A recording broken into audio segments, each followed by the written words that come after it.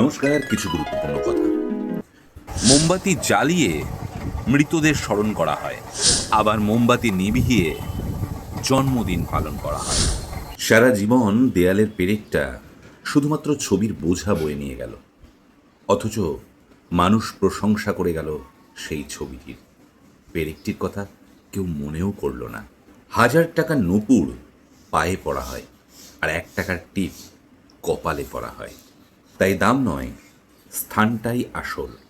এই রিকশাওয়ালা অর্থাৎ একটি মানুষ যখন রিকশায় বসে, রিকশা চালায়, তাকে রিকশাওয়ালা বলে।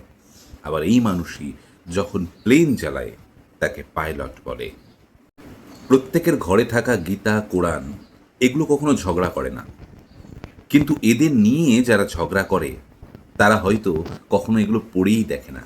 নুনের মতো নোনতা জ্ঞান দেওয়া মানুষটাই হলো আসল বন্ধু। মিষ্টি কথা তো চাটুকাররাও বলে। ইতিহাস সাক্ষী, লবণে কখনো পোকা ধরেনি, মিষ্টিতে প্রায়ই পোকা ধরে। ভালো রাস্তায় কেউ চলে না, কিন্তু খারাপ রাস্তায় ভিড় লেগে থাকে। ঠিক এজন্যই মদ বিক্রেতাকে কোথাও যেতে হয় না, আর দুধওয়ালাকে দুয়ারে দুয়ারে গিয়ে দুধ বেচতে হয়। দুধওয়ালাকে সবাই জিজ্ঞেস করে দুধে জল মিশিয়েছে কিনা, আর মদ মানুষ পয়সা দিয়ে কিনে এনে নিজেই তাতে জল মিশিয়ে খায়।